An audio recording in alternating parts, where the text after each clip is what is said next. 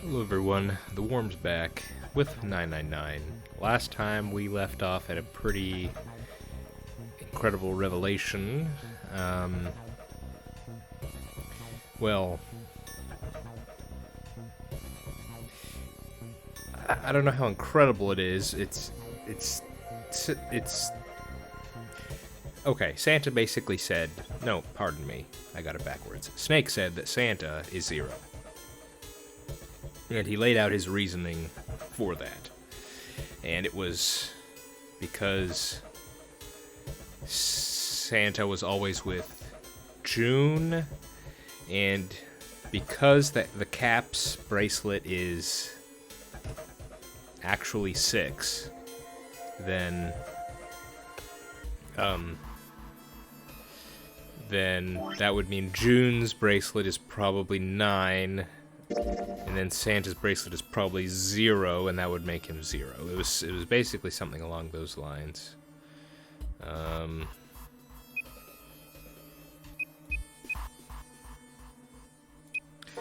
And well, I've just been thinking. I've been trying to put this together in my head. And Junpei said something interesting last time, and that's kind of what my focus has been on. So basically, he said there was something. I don't think it's on here. Oh, it is. How about this? Okay, so I've been thinking about this in particular right here.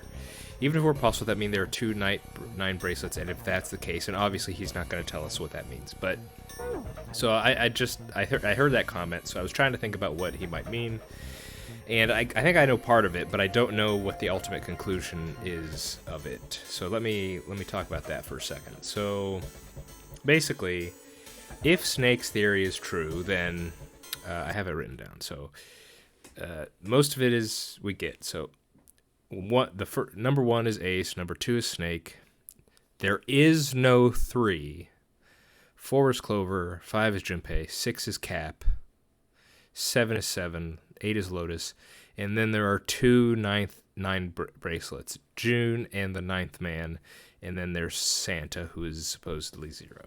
So I'm agreeing with Junpei here in that this is a bit odd, because the game seems to be saying that, you know, the doors are, that was the objective of what Clover was talking about last episode, and that it turns out the number doors, they're real. It's just we got to figure out how these bracelets are all being used.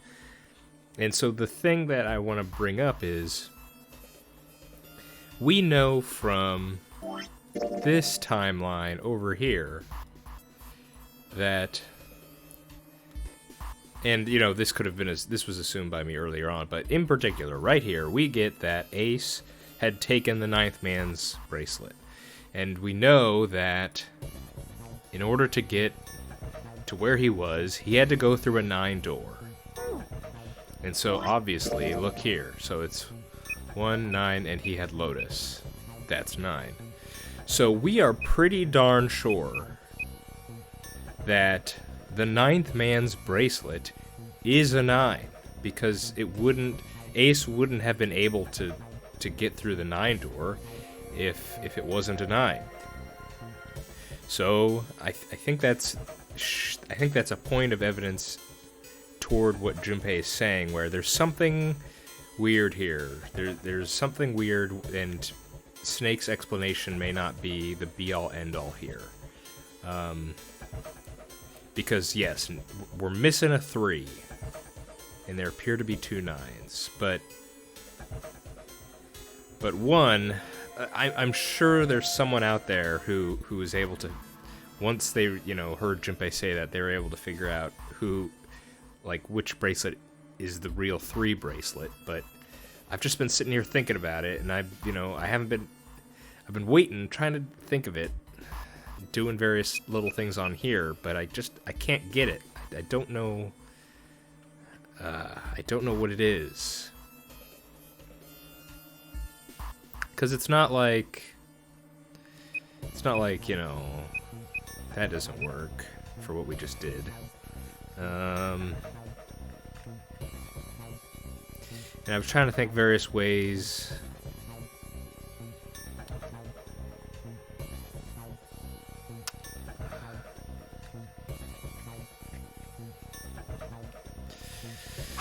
I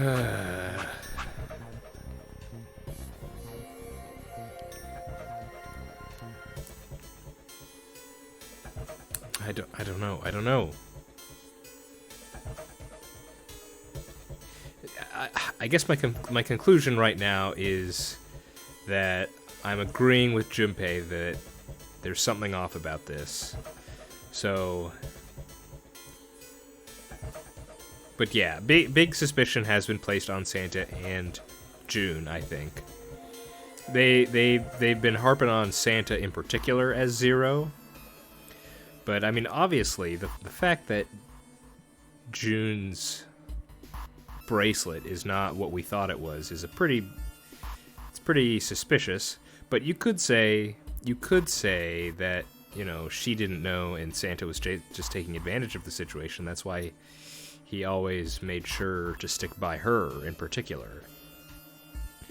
But yeah, I don't think that's the be-all end-all just yet. So let's keep going.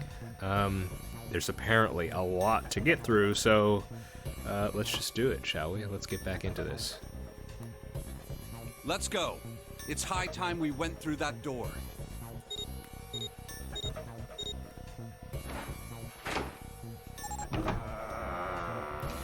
I still don't understand why Junpei said that the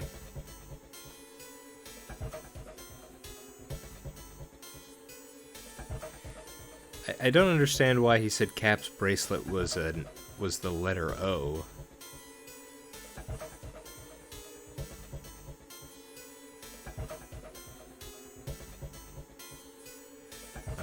That might be something obvious, but that doesn't click with me, so don't know what that is. 1 second. Okay. Door 9 opened. They leapt through. Oh, it's right there. The dead was directly in front of them as they came through the door, quickly as they scanned their bracelets.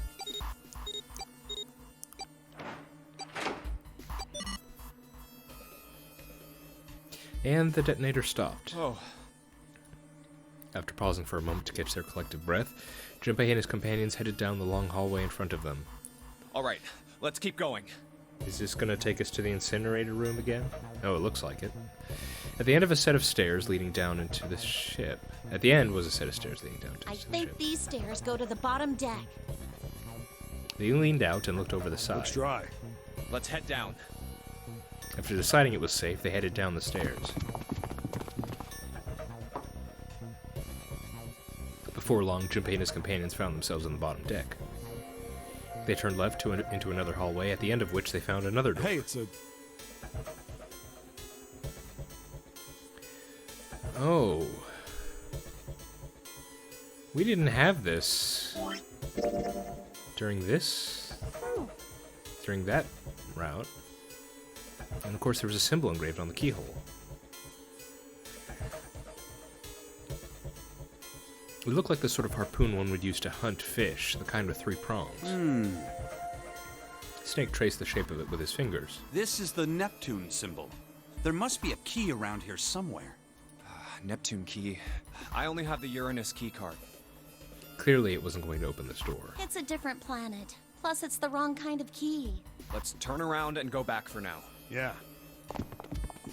After examining the door for a few more minutes, they gave up and headed back the way they'd come. Hey, another door. With a little more searching, they found a middle door. And a card reader this time. A symbol was engraved on the card reader. It's the Uranus symbol. This is the place. He muttered to himself and slid the card through the reader. Is this the library? It beeped once and the light on it turned green. With a heavy metal groan, the door creaked open. Junpei, Clover, Snake, and Seven looked at one another, nodded, and stepped through. The room they found themselves in was full of books. Wow! Wow, this is huge. It's totally full of books! There's so many. I don't know where to look.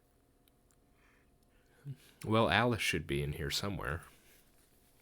It looked remarkably like a library. Not the sort of library where large numbers of people came to read books, more like the sort of library that was simply a place to store books. He felt a little overwhelmed by the sheer number of books, but Junpei did his best to speak with authority. All right, if we want to get through that door out there, we need the Neptune key. I say we split up and look for it. Okay. Very well. Sure thing. Good. Let's get started then. We don't have a lot of time. Hurry. Watch your step, Snake. Alice sleeps in a small chamber past the Forge of Knowledge. Aha! As he began his search, for reasons he didn't fully understand, Junpei felt those particular words float through his mind. Oh my goodness. Could it be an honest-to-goodness escape room at this time of year? How about that?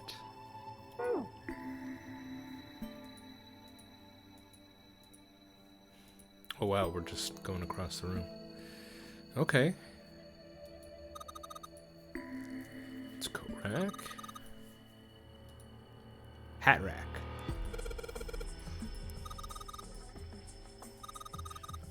Lights to the books.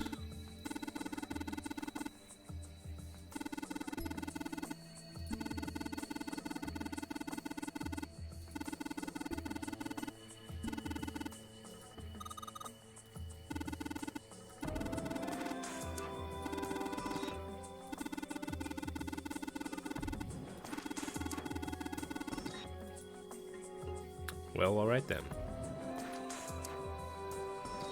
Well, we could just start looking here. Ernal, Peu, Nedib, Offb.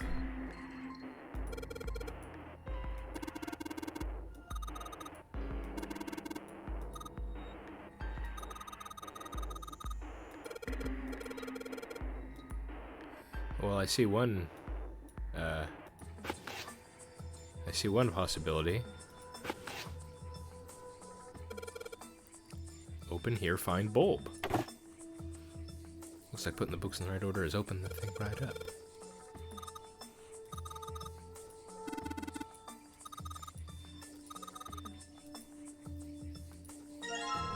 Well, don't mind if I do. A powerful light bulb. Okay.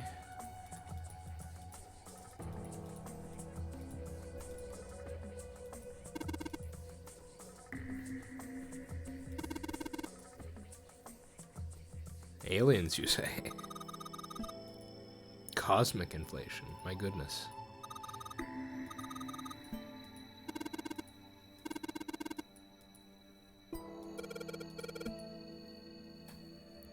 Conformal field theory.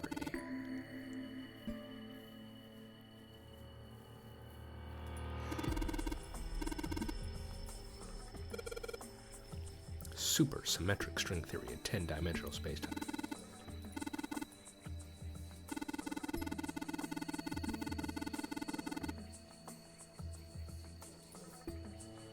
Well, that's good to know.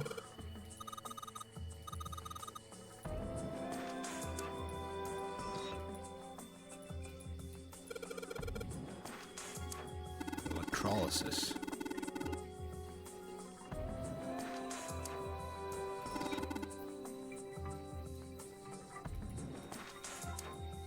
So quite a wide array here.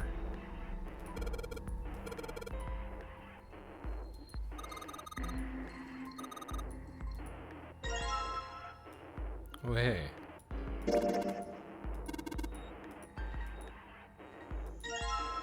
Oh my goodness.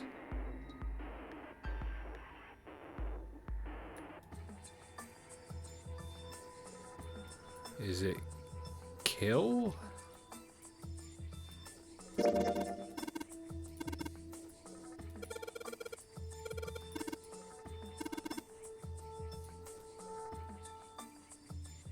Where do you see an R?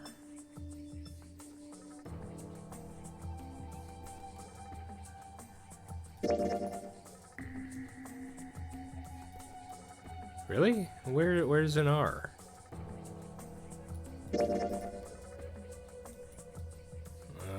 Okay.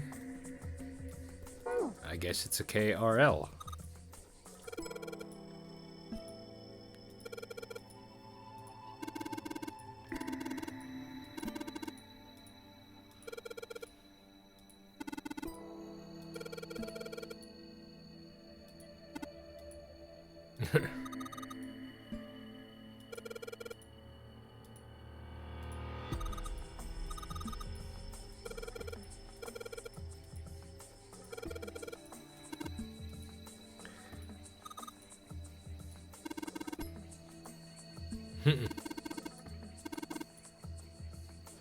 We've got a lot of history and extreme history.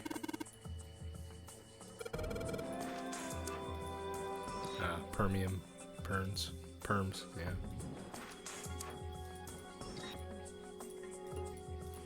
Okay.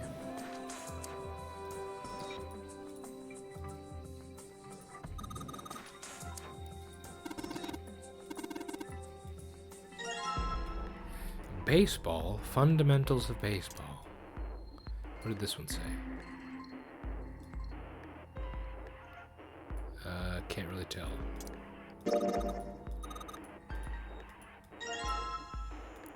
Head.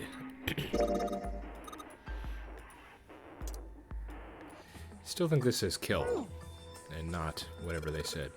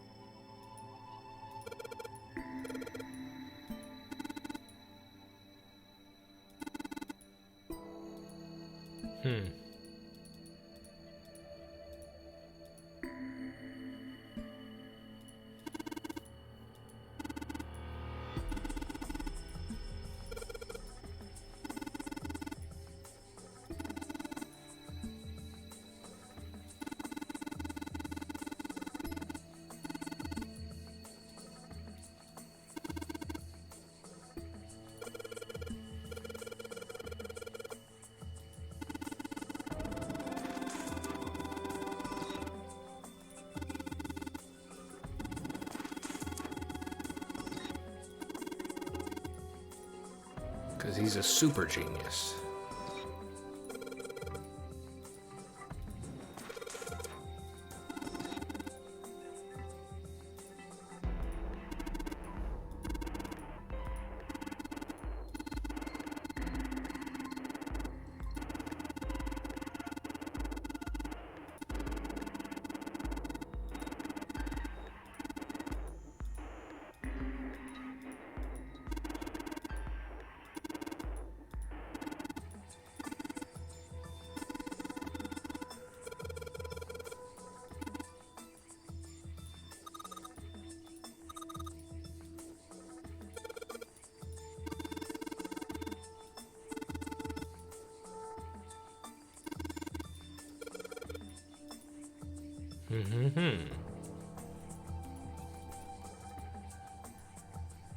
I think that's everything.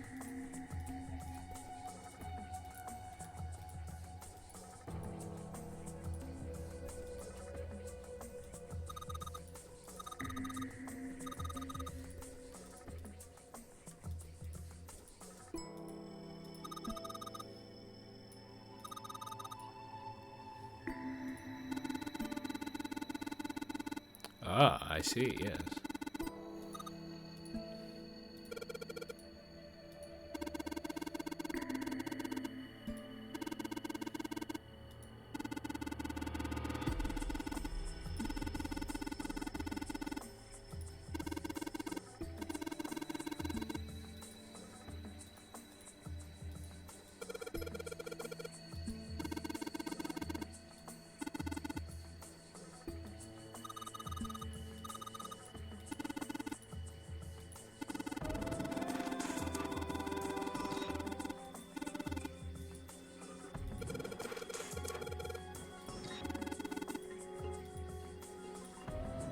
Oh my goodness. Dad kind.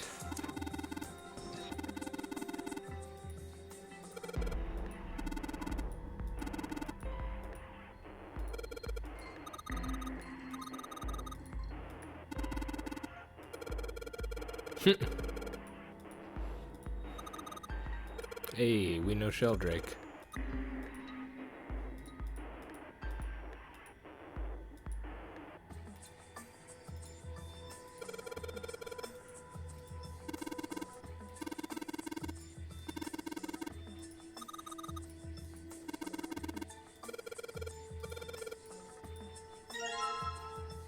Tales of Old Japan.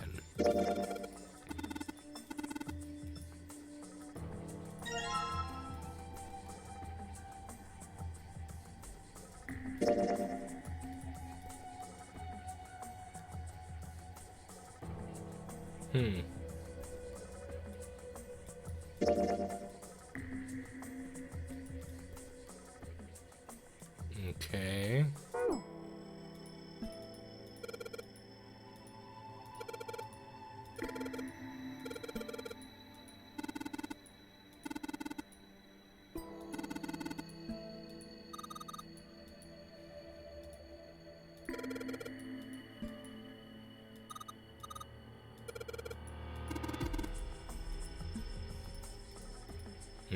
Okay.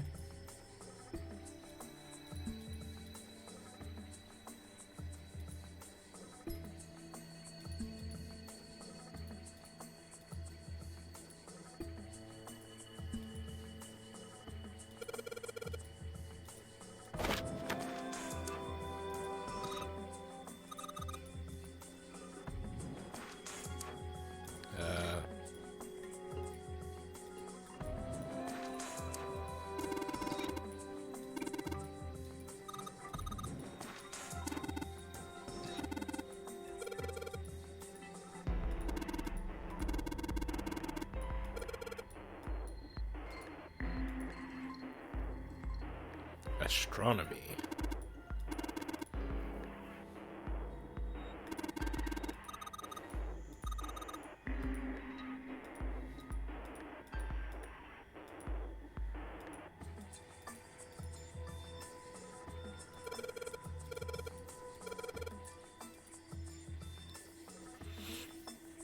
Wait, what? Is it 514-286? 514-28? No. Yes? 514-286?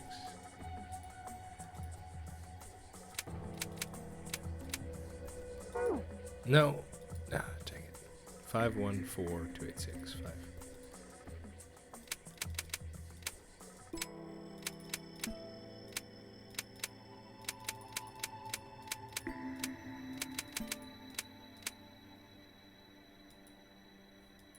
No?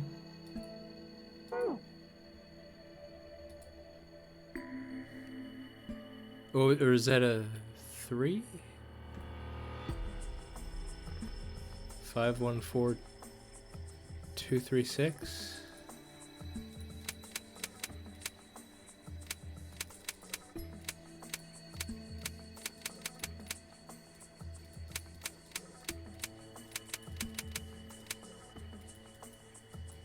No?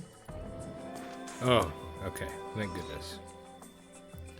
Maybe it's 632-415. Now that because remember, I got told there was a long time back when we did the the torture room, and apparently it said hint, but hint was actually you were supposed to look at it, and I got all confused. So it's good to know that hint is just kind of, you know, something you can and probably should look at.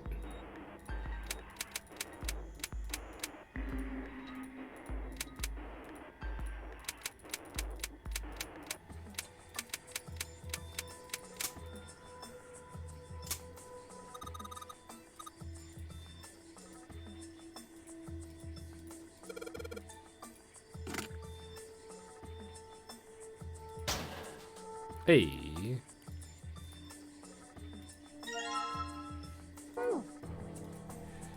Powerful light bulb numero dos.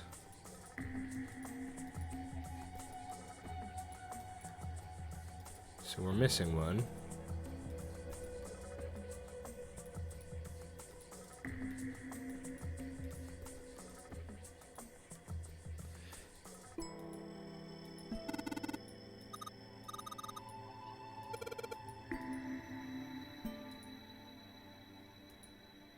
Oh, there's an upper area too.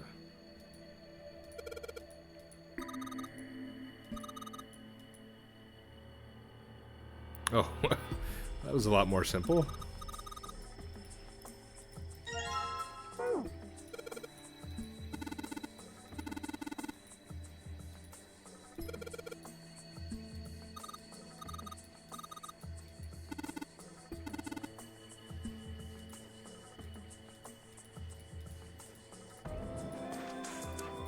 Are they all like that? Oh my goodness.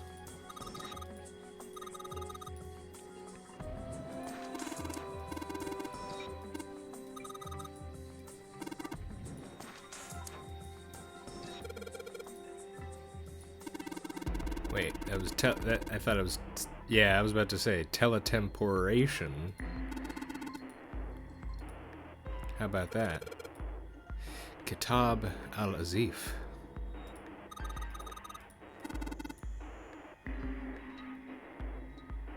Abdul al-Hazred. Wasn't that, is this Lovecraft? Yeah, something like that.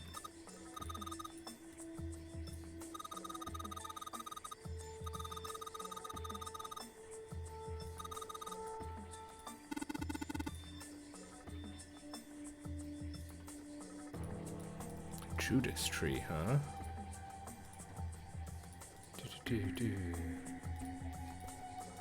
Oh, yeah.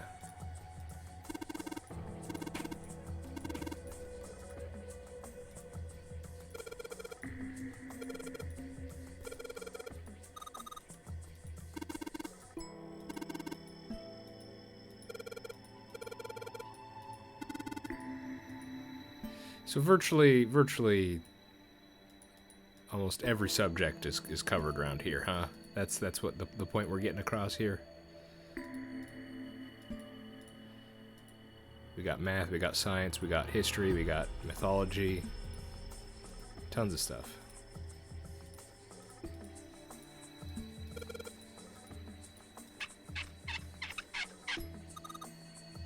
Sheldrake 5.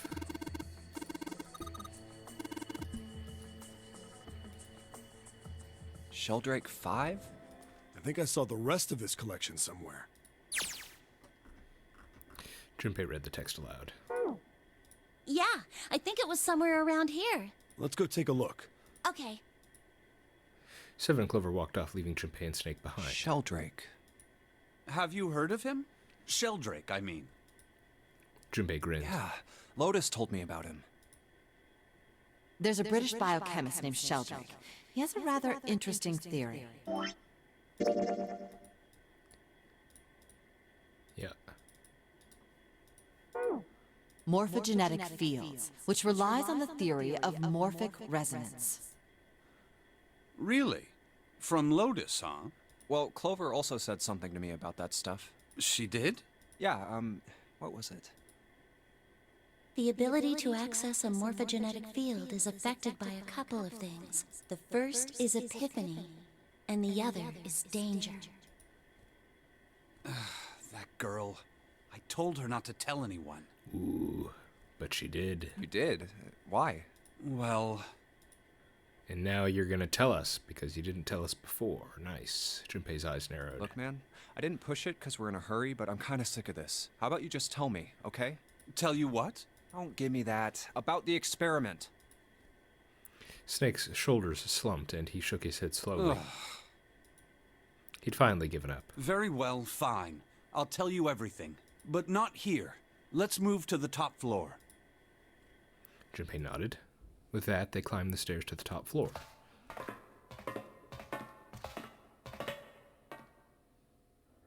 Snake was silent for a moment after they arrived, then finally crossed his arms and spoke. I suppose I might as well start by telling you why I kept quiet, and why I made sure Clover did as well. To be honest, the explanation is quite simple.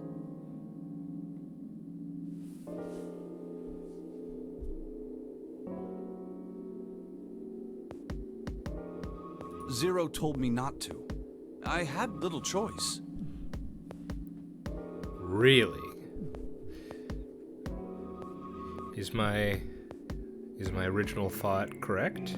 He didn't walk up and tell me, of course. He gave me a message engraved on a card. Snake reached into his sleeve and pulled out a small... Oh, okay. It was a different sheet of paper. That's a Braille card. It looks just like the one you showed us earlier. So you had 2 cards. No, only one. So it is my... I remember... You can go back. You can go back and check. In the very first... It was either the episode where it appeared or the one after. I said, you know, it's good on Snake to tell us all this, but what if there's something on here he's not telling us? Because he could. He could just say. Or he could just keep it from us and we'd be none the wiser. Huh? What do you mean? I thought that card just had some rules for the nonary game on it. Yes, it did. And those were the rules I read you. However, they were not the only thing on the card. There was something I didn't read. Well, perhaps I should say there was something I couldn't read. And that was?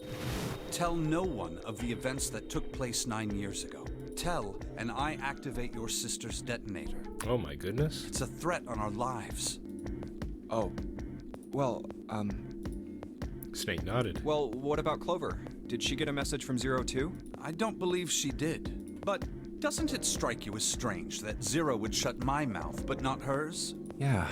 To be on the safe side, however, I told her it was best not to tell anyone. Still, apparently she told you. That girl. What's wrong with her telling me? I figured some stuff out with the things she told me. I mean, it looks like the whole activate her detonator thing was just a bluff. Or Zero's not here to know. She's prancing around downstairs happy as a clam now that you're back. Snake glanced down at Clover and Seven, examining one of the bookshelves. That's very true. I've decided I can trust you. I've decided to tell you the truth. The chance that Santa is Zero is very high. I feel I can assume Santa doesn't have the time to observe us at the moment. And at any rate, even if he were, I very much doubt he would kill us. Why? Clover told me about the 4-leaf clover, about the words. If he knew about that, then he was in my group during the first experiment. I'm sure of it. He wouldn't kill us, no matter what the situation was. Snake paused and cocked his head, as though he was listening to something very far away. His face looked dark, as though something was weighing on him. Hey, Snake? Junpei wasn't quite sure what to say. Snake turned and looked at him. Yes, I know. You want to know what happened during the experiment. Yeah. How much do you know? Clover told me about... I see. The morphogenetic field in the experiments 9 years prior. How the experiments had taken place simultaneously at 2 locations, one being the ship and the other being a building in Nevada. So, thinking about it now, obviously the 2 groups make sense. So you can have 2 locations. Maybe there were puzzles in each, and the answers for each puzzle might have been in either, and they were trying to send those, telepathically. And the girl that died during the experiment. She told you all that, did she? Snake looked down. His face was tight. A slight tremor shook his body, and he tried to hide it. He was putting on a good front, but even Junpei could tell that he was holding back something deep and powerful. He made as if to brush something from his face and looked up at Junpei. At any rate, I now know how much you've learned. All that remains for us to determine is who did this and why, right? Yes. Can you tell me what happened? Yes.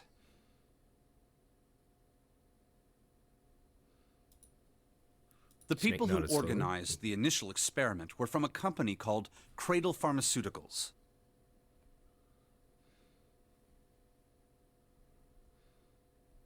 Yes, we do know that.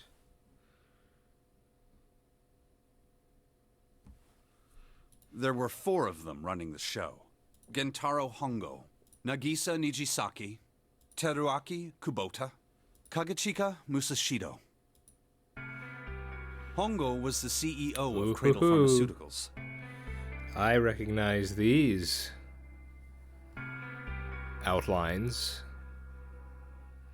Yes, I'd say... Yeah, so Ace, Ninth Man, Guy X, Cap. There we go. Theory confirmed. Nijisaki was his right-hand man and did the lion's share of the planning.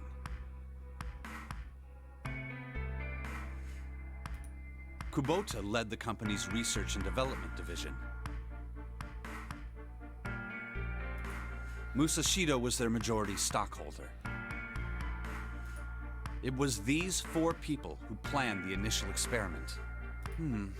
Let me simplify it for you.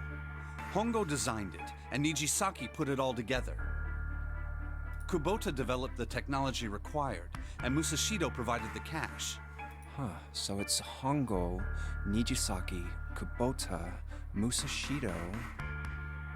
All Japanese names, I see. Which makes sense, because this is a Japanese game. It's just interesting that, you know, it feels like there are times where this has been kind of a global setting. Like we have the facilities in Nevada, one of them, and then it's a copy of the Titanic, and Egypt's mentioned, and Europe, and so it feels like this game has a kind of global character. But I guess all the characters we've seen so far are Japanese specifically, which makes sense, I guess. Of course, more than 4 people were required to conduct an experiment of this scale. To that end, they organized a top-secret team to assist them with their research. All in all, they gathered 10 people or so. Those 10 completed their team, and they were able to begin the project. They named it the Nonori Project. The purpose of the experiment was to research the prospect of controlling a human mind through sheer will. The vessel, I suppose you could say, for this control was the morphogenetic field. Huh. Why did the glycerin suddenly begin to crystallize? Why did the crystal structure of EDT undergo a sudden change? Why did the rats improve their puzzle-solving skills with each generation? Experiments with humans produce the same results. The more people who knew the answer to a question, the more there were who could answer correctly without having seen the problem before. Why is that? How could it happen? The answer is that the shape of the answer has been stored in a field invisible to the naked eye. And through that field, the resonant event transmits information related to that answer. That's essentially the idea behind morphogenetic fields. But that's just a theory. Can't bring yourself to believe it? Yeah. Let's say someone killed another person because the devil told them to do it. Whether the devil exists or not has no relevance to the murder. They believe the devil exists. Whether or not he does is immaterial. So what matters here is that Hongo believed in the morphogenetic field. That's right. Snake nodded. But I still don't get it. You said they wanted to figure out how to control people. Right? That is what you were saying. Yes. So how are they going to do that with a morphogenetic field? I'll keep it simple. Let's suppose 10,000 people have solved a certain problem. The chance of you knowing that answer, even if no one has told you, will go up. Let's have another example, shall we? Say 1 million people were to do a handstand right now. Tomorrow, the chances of you doing a handstand would be higher, even if you had heard nothing of this hypothetical mass handstanding. Mankind's thought process and actions are all part of a resonant event. All of the resonant events encoded in the fields are projected onto you. Of course, this assumes you believe in this theory. Yeah. Now, if there was a person who had the same effect as those millions of people, what would happen? If that one person were to do a handstand, other people would find themselves wanting to do handstands as well. Can you imagine what a person with powers like that would be able to do? Come on, there's no way. I'm not done. Imagine another scenario. Imagine another person. This is an ordinary person. Let's say he does a handstand. What if there was someone who could grab the resonant event he created by doing that and use it to make other people do handstands? What would happen then? A person who has the power to write to the field, and someone who can read from the same. You could think of them as the writer and the reader, or the transmitter and the receiver. What would the world be like if there were people with abilities like these? Junpei thought about it for a moment. So the transmitter's resonant event can be transmitted through the field and sent to the receiver. And then the transmitter can control the receiver however they wish. That's what you're saying, right? Yes. Close enough, at least. Come on, that's just crazy. Well, if you want to prove that, then you'll have to test it first. At least, that was how they thought. That was why they decided to do their experiment. That was how the Nonary project began.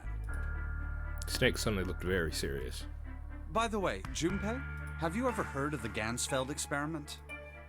Junpei cleared his throat and tried to act calm. Yeah, that was an experiment in telepathy, right? You place a pair of subjects in separate rooms. Then you show one a picture and ask the other what they see. Interesting. I'm impressed. Yes, that is exactly correct. So, why did you bring up the Gansfeld experiment? It was used to screen subjects for the Nonary project. The hospital in a remote town was affiliated with Cradle Pharmaceuticals. Hongo used it to conduct experiments on visiting children in secret. Some of them, he found, had potential. He began to gather children that showed promise. Children that seemed as though they might be able to access the field. Of course, none of them volunteered. They were kidnapped. His face barely moved as he spoke. There were 9 pairs of siblings taken, for 18 children total. For reasons that were not fully understood at the time, each pair had one transmitter and one receiver. They were split perfectly. As such, the 18 children were split into 2 groups of 9. The children who were put into Group Q were the ones who excelled at transmitting. They were transferred to the mock experiment building known as Building Q in the Nevada desert. The children who excelled at receiving were put in Group A. Group A was then placed on the former hospital ship Gigantic. From the experiments he had conducted so far, Hongo had learned the following.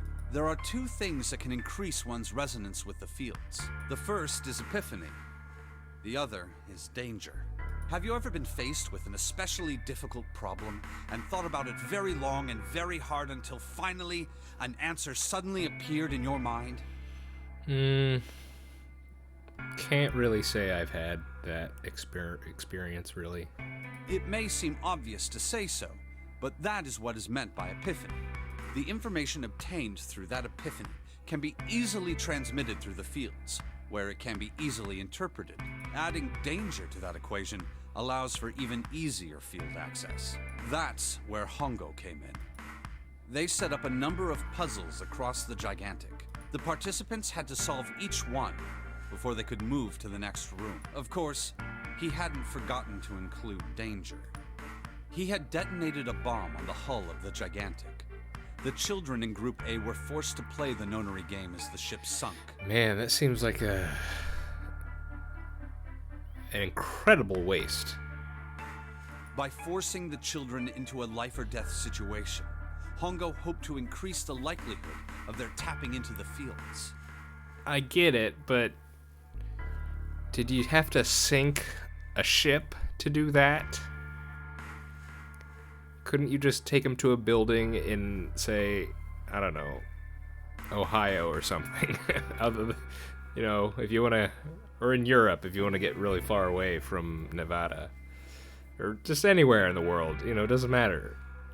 And then do something like, I don't know, flood the building there, or set it on fire, or, you know, not sink a huge ship full of, you know, I don't know. Never mind. The children from Group Q, on the other hand, were confined to the mock experiment building, Building Q. Building Q duplicated the interior and puzzles of the Gigantic exactly. Every detail was exactly the same. Hongo explained the situation to the children in Group Q.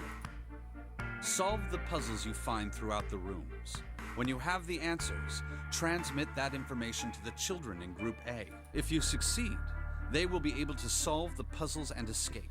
But if you fail, then the Gigantic will sink, and your brothers and sisters will drown. Those were his orders. Do you know why the astronauts of Apollo 13 were able to return to Earth safely? It was because NASA had access to a replica of the Apollo 13 capsule. All of the equipment, the instruments, everything. All of it identical. Everything was just like the real Apollo 13. NASA was able to replicate the situation the astronauts found themselves in. By putting themselves in the same situation, they attempted to solve the problems the astronauts were dealing with. Once they found solutions, they reported their findings to the men aboard the actual capsule. That was how they were able to return safely. It was the same with the Gigantic in Building Q. The children from Group Q had to use the power of Epiphany to solve the puzzles they found and transmit what they learned through the fields. The children in Group A, however, they had to access the fields to learn how they might advance to the next stage. That is the simplest explanation I can manage. Snake sounded defeated. His half-hearted attempt at derision served only to show how much of the story really affected him. Huh. Just as Junpei was about to speak. Hey, Junpei, Snake! How much longer are you two gonna sit around on those bony asses? Yeah, we really don't actually have that much time, do we? Get down here already! My goodness. Okay.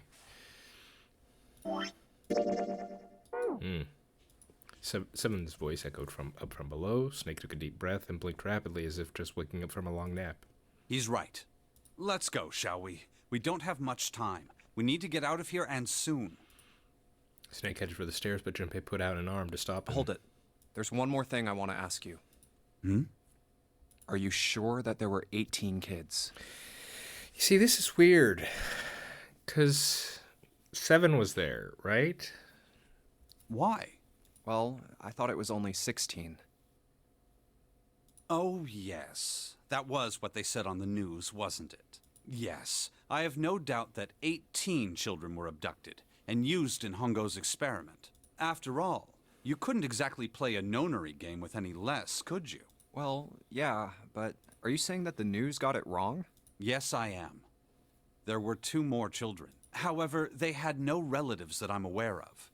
I imagine no one filed a police report when they went missing. They were brother and sister, like Clover and I. The brother's name was Aoi. The sister's name was... Her name was...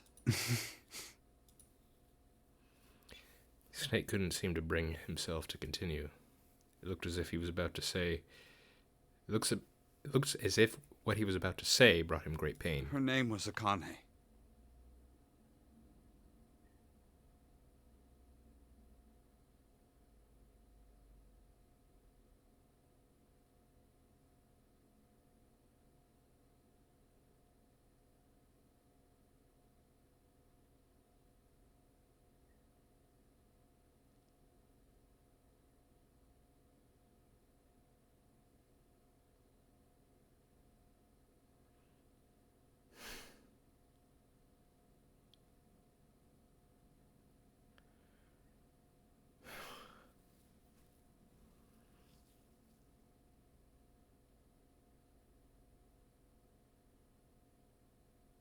It's like a pit just like opened in my gut, my stomach. What in the world?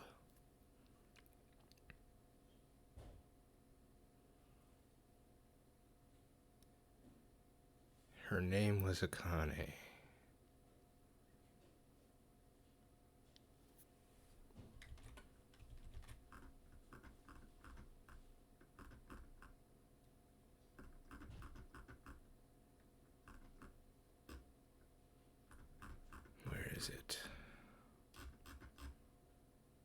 Where Where is it? Where did I write it?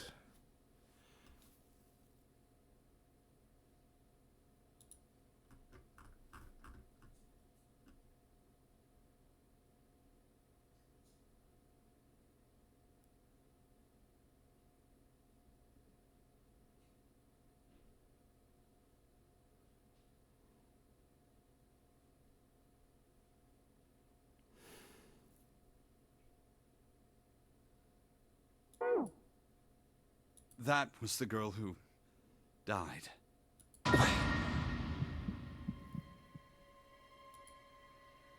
Junpei felt as if he'd been punched in the side. Yeah.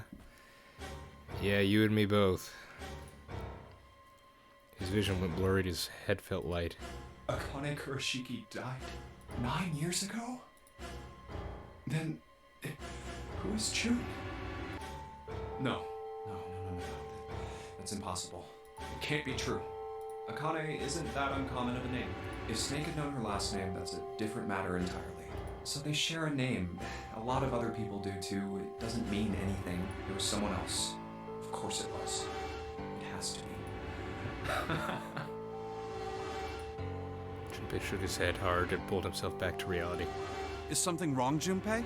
Your breathing sounds strange. And Snake had noticed. Junpei cleared his throat and tried to act calm. No, it's nothing. I'm fine. Let's get back down there, alright? Snake raised an eyebrow but said nothing. He headed down the stairs, Junpei bringing up the rear. I couldn't do it. Why didn't I ask? What's her last name? I just couldn't get the words to come out. With every step he took, the cold, harsh sound of feet against the metal dug at his heart.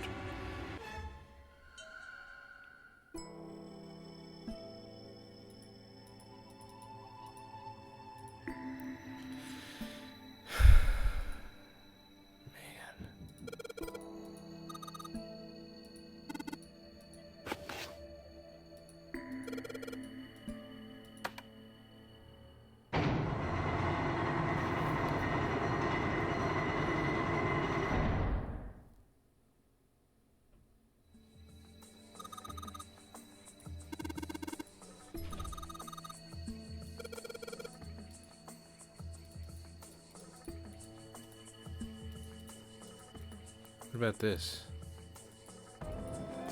Is this where Alice is?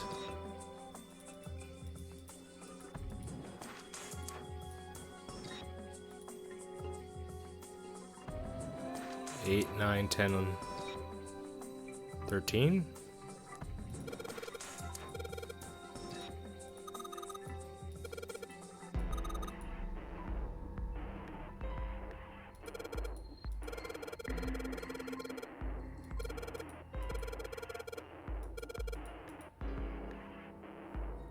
Zero. Okay. I got it.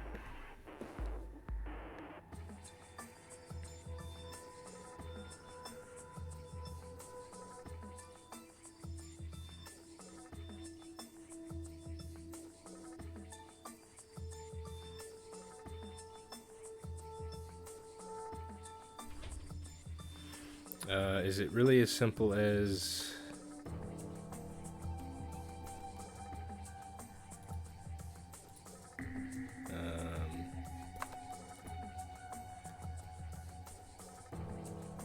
Oh, excuse me. Not... What did I say? That's 14.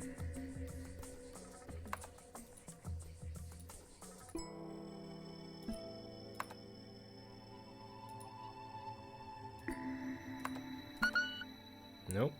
Okay. So it's not that easy.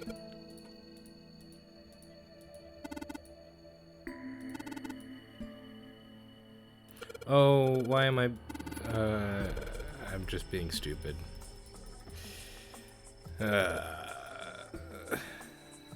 Why did I think that?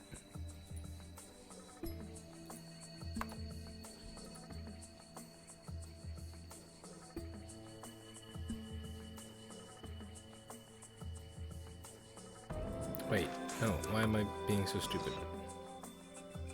13 is that, yes. N J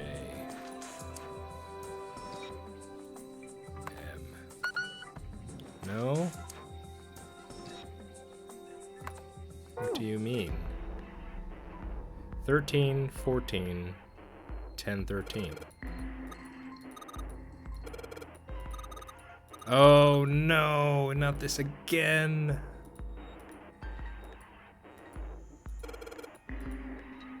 Okay. Oh, my nemesis. Hexadecimal. Once again.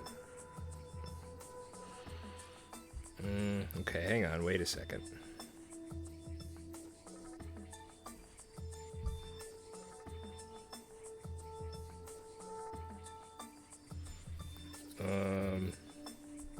So 13 D 14 E. Oh. Never mind. Not that. It wasn't that difficult. Pardon me for that. For screwing up in several ways there.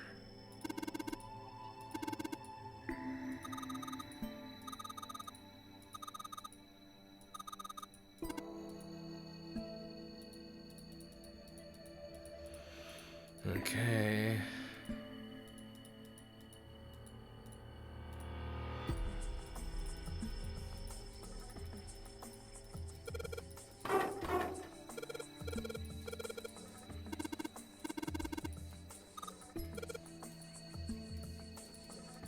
Okay.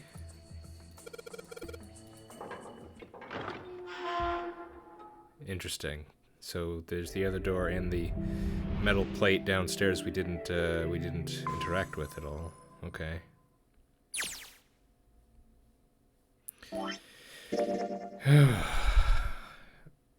Well.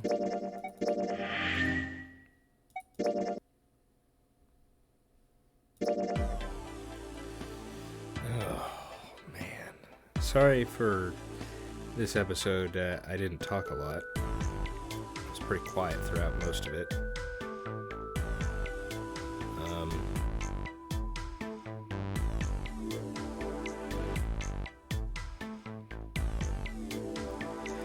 And the big reveal of Akane. Yeah, it was just... I mean, Junpei described it. I just... Like, I felt a pit open up in my stomach. It's just... man.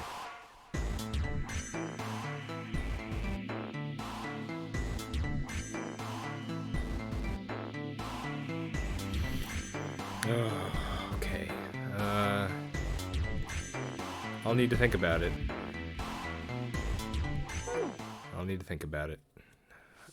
So I'll see you guys all next time. Hope you're doing well. We'll be back with some more 999 later.